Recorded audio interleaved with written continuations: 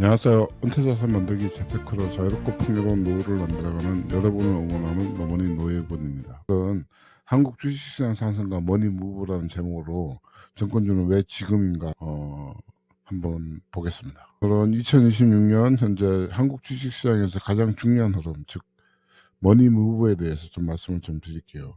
그리고 이 자금의 이동이 정권주에 어떤 구조적 변화를 만들고 있는지 정리해 보겠습니다. 지금 정권주는 단순히 주가가 오르는 게 아닙니다. 이 돈이 벌어질 수밖에 없는 구조로 들어온 상황이고요. 그래서 지금 한국 주식시장 환경부터 차분하게 짚어보겠습니다. 한국 주식시장은 2025년 하반기 이후 코스피는 명확하게 중기 상승 추세에 진입했습니다.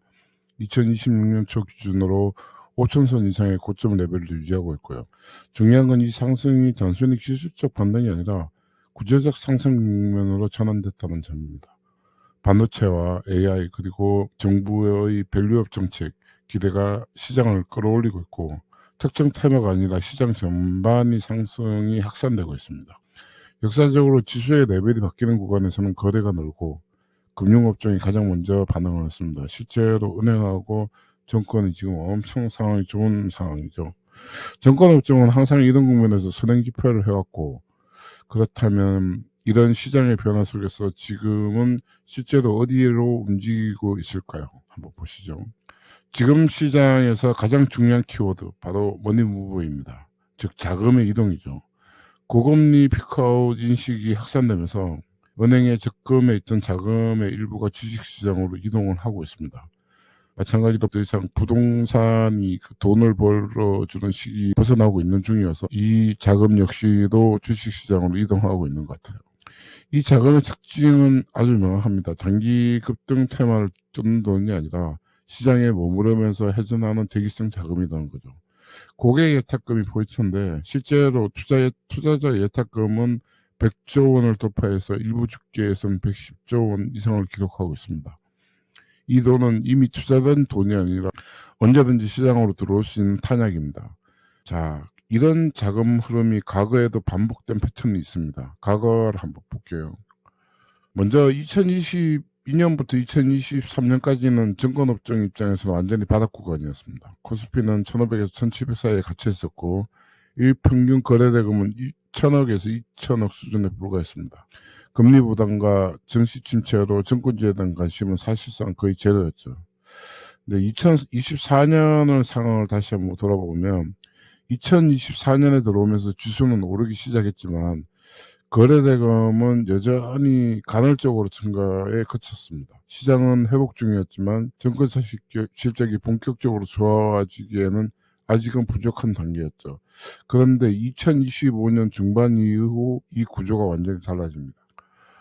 2025년 중반에는 완전히 다른 국면으로 접어들게 되죠. 코스피는 2200에서 4000선으로 급등을 했고 상승 기울기 자체가 달라졌습니다. 아주 그 그래프가 기하급수적으로 상승하는 그런 패러다임이었죠. 이게 단순 회복이 아니라 상승 속도의 패러다임이 전환이 된 겁니다. 더 중요한 건 거래대금인데 평균 거래대금의 레벨이 두세 배 이상 상향이 되었습니다. 이게 일시적인 폭증이 아니라 상시 고거래 구조로 바뀌었습니다. 4천억에서 6천원대의 거래가 계속 발생하고 있습니다. 가장 중요한 포인트는 지수의 상승과 거래대금의 구조적 증가가 동시에 발생했다는 점이죠. 그렇다면 2026년 초 현재 상황은 어떨까 잠깐 보시죠. 먼저 정권업종 지수인데 2026년 1월 기준으로 최근 1년 대비해서 약 40% 정도 상승을 했습니다. 코스피 수익률을 명확하게 상회를 하고 있죠. 실제로 저도 그 IRP하고 ISA 쪽에는 대표 정권 지수 추종 ETF를 구매를 하고 있는데 뭐 수익이 상당히 괜찮은 것 같습니다. 강세장의 국면에서 정권업종의 레버리지가 다시 한번 확인이 되고 있죠. 2026년 1월 평균 거래대금은 약 62조 원. 어마어마한 금액이죠. 전월 대비해서 한 80에서 90% 증가한 사상 최고 수준이고요. 위탁 매매, 파생 상품 거래, 신용 거래가 모두 동시에 늘고 있습니다. 고객 예탁금은 현재 100조 원 이상을 유지하고 있으며 고점 구간에서도 줄어들지 않고 있습니다. 이게 돈이 빠지는 장이 아니라 돈이 되게 하는 장이라는 거죠. 그래서 자연스럽게 이런 질문이 나옵니다. 왜 하필 지금 정권주일까? 다음 보시죠. 정권주는 지수의 함수가 아니라 거래대금의 사실 함수죠. 거래가 많아질수록 실적은 자동적으로 개선이 됩니다. 지금은 이 세 가지가 동시에 작동하고 있습니다. 첫 번째는 지수 상승, 두 번째는 거래대금 증가, 그리고 셋째는 고객 예탁금과 머니 무브. 이거는 태화성 상승이 아니고 업황 사이클의 상단 초입에 진입한 구조적인 변화입니다. 그렇다면 투자자 입장에서는 어떤 걸 체크를 해야 될까요?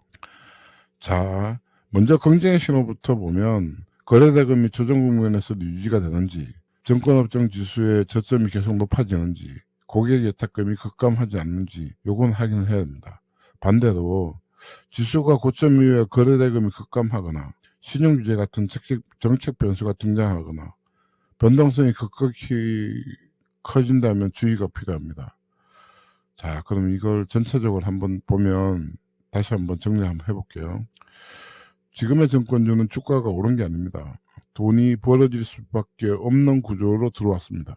시장 상승, 그리고 머니 무브, 예탁금 증가, 거래대금 확대, 이 네 가지가 동시에 움직이고 있는 거죠. 결론적으로 증권주는 지금 테마가 아니라 사이클로 봐야 할 시점이 아닌가 생각하고 있습니다. 어마어마한 대기 자금이 웨이팅을 기다리고 있는 거죠.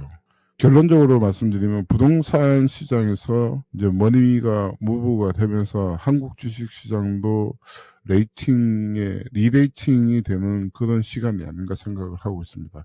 그래서 증권주를 아주 긍정적으로 보고 있고 저도 마찬가지로 계속 조금씩 계속 사고 있어요. 그래서 여러분도 증권주에 좀 관심을 가졌으면 좋겠습니다. 오늘도 시청해 주셔서 감사합니다. 이 영상은 특정 종목에 대한 매수나 매도 권유가 아니고 투자 판단에 대한 최종 책임은 시청자 본인에게 있습니다. 노머니 노일본TV는 장기적인 시각에서 안정적인 자본소득과 은퇴 준비에 도움되는 콘텐츠를 지속적으로 제공하고 있습니다. 좋아요와 구독, 알림 설정은 채널 운영에 큰 힘이 됩니다. 앞으로도 좋은 정보로 다시 찾아뵙겠습니다. 감사합니다. 안녕.